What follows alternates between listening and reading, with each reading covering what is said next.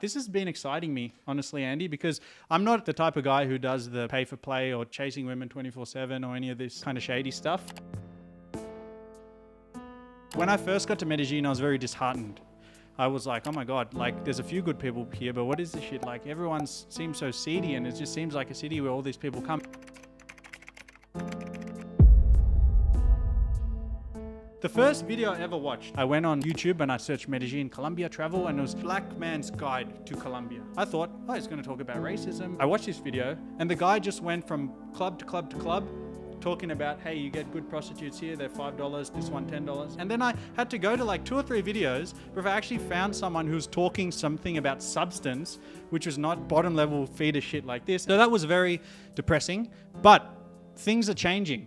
And we've noticed that, haven't we, recently? Especially you. Can you touch on that a bit? Just a quick thing. I mean, I came here 13 years ago. Prostitution has been legal forever here. And yes, it existed. It's always existed here. And the reason why it's thrived is not just because of the foreigners, but because of the locals. When you see the tranny prostitutes out in El Centro, it's not foreigners hiring them. It's the locals. If they really wanted that to go away, they'd make it illegal. But they haven't. They've actually decriminalized it. That being said, 10, 13 years ago, the prostitution areas were brothels, strip clubs, downtown Medellin. Now the prostitutes have moved to the more affluent areas because they can charge in dollars or gringo prices. That was a major part of tourism for many years, right? But that was very underground before. Like it became prominent when it moved to Parquilleras before, during, and after the pandemic. So this is just like three years ago that this started. Before it was like what you call the sex mongers, and it was a very underground thing. There were like little groups of old guys that you would see meet, and they'd be going downtown. A really weird vibe. But nowadays, it's like very prominent. You see guys walking up and down Calle 10. They don't even make an attempt to dress nicely. They're in their flip flops. They got their slides and shorts with socks singlet on, and they're just going from to asking, how much, trying to make a deal. So Parquilleras got super saturated with that. At one point, I walked by there. I swear to God, there was at least 150 girls just out in the park everywhere. I was like, holy crap, something has to happen. So the way it works here, there's Calle 10, which is one of the main street in Poblado, the most affluent area of Medellin, right? There's 2 sections for party. One's called Provenza, which is all the like upscale kind of nightlife and where everybody, tourists come here and party. It's cool. There's bars and restaurants there. It's a nice place. One street down is Parquilleras. Parquilleras is where all the dodgy stuff happens. Yeah, that's where it used to happen. I mean, it happened for about 3 years. 2 to 3 years was just saturated because before Parquilleras was the hot spot. It was so amazing to go there, super fun and super safe. It was Provenza before Provenza. But since they started to bring that into Parquilleras, it became saturated with a lot of sex tourism and prostitutes. Yeah, and that affected the locals as well. Think about this, being a local, right? Parquilleras used to be like Provenza is now. It used to be the hotspot of restaurants and bars. You'd go out there with your mates, have a few beers, enjoy. Even families would go there for a restaurant. They loved it. But then increasingly, as the sex tourists started centering in that area, then the families couldn't go there anymore. The locals, my girlfriend used to go there for many years with her friends. She's like, now none of us go there because it's so dodgy and just horrible to look at that. We don't want to be around that. So a lot of locals have told me even, a lot of Uber, if you haven't got this ready, I talk to every Uber driver.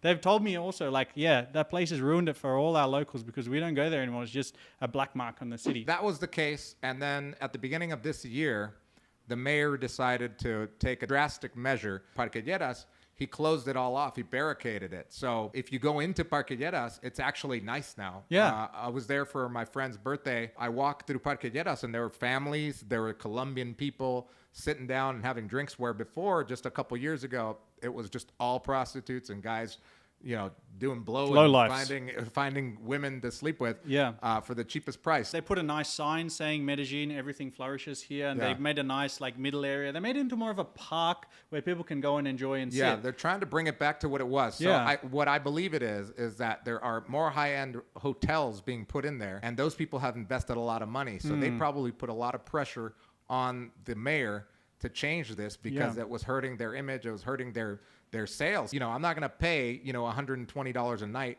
to be in front of a whole bunch of prostitutes and guys selling and blow. the types of guys that those prostitutes bring too. Yeah, it was mate. it was amazing to see. I would walk by there because my bar is I have to walk by there. Yeah. And sometimes I would take an Uber. It's only a 15-minute walk for me, but sometimes I'd take an Uber just to, I call it the gauntlet, to avoid the gauntlet Yeah, of it's horrible. beggars, of guys asking me if I want to buy cocaine and marijuana and Tusi, the girls trying to ask me for stuff, the tranny prostitutes trying to grab my crotch. Literally, this is what I had to avoid. This was like Yeah. a year or 2 years ago. Like, Not great. now I can walk up pretty Yeah. peacefully. So lately, I've seen a lot of different demographic of people coming here. I've seen so many single foreign females coming here, so many couples coming here, families coming here with their kids, little kids. Kind of find that really, really cool. Yeah, I it's love it because it's like people coming for more wholesome things, and they're finally realizing that Colombia and Medellin has a lot more to offer in terms of culture and activities and cost of living and quality of life than just what has been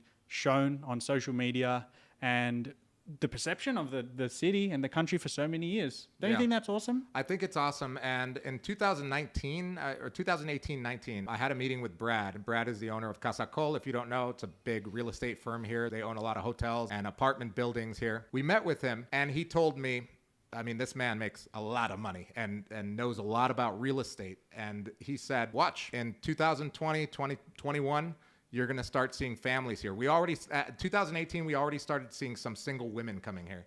And he said, watch, 2020, 21, that landmark hotel is going to be full, but it's not going to be full of the regular guys that come here for the bachelor parties. It's going to be families, entrepreneurs, couples for their honeymoons. The city will change. And it's been amazing to actually see that come to fruition. It was his prediction has come true. And it's even headed more into that direction where people are coming down here to buy their home for the summer, you know, coming with their families. That's the direction that it's going to. Hopefully, if the city continues to change as he had predicted back in 2018. That's awesome, by the way. But there's one demographic that I actually forgot about.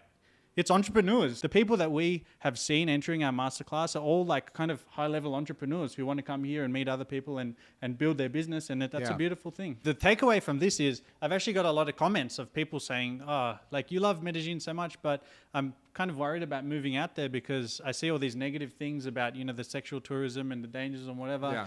But it's changing. And that's one thing that I've been really happy with seeing, especially during my YouTube journey, is like seeing all the subscribers like you guys coming in and people actually asking about stuff like business and things to do and how to meet locals and how to make friends and things like that. It's really good to kind of build this wholesome community and kind of hopefully changing, you know, people's minds and changing the type of people that are coming here, even if it's just a little drop in the ocean. Yeah, and I think, I mean, don't take our word for it. The city itself does a really good job of selling itself. And the country as a whole does a really good job. All it takes is you to come down here for a week. Guarantee that you'll make up your mind whether, yeah, this is the place for me or no, I'm done, I'm out of here. It really just takes that much time. Try it out and see if it's for you. Watch our videos, see what you like and explore around, Right. hang out with some locals and you're gonna love it. City is changing, government's caught onto it, expats have caught onto it, tourists have caught onto it, and it's really gonna reach new levels in the next few years, I really think so. Onwards and upwards, see you on the next one. See you later.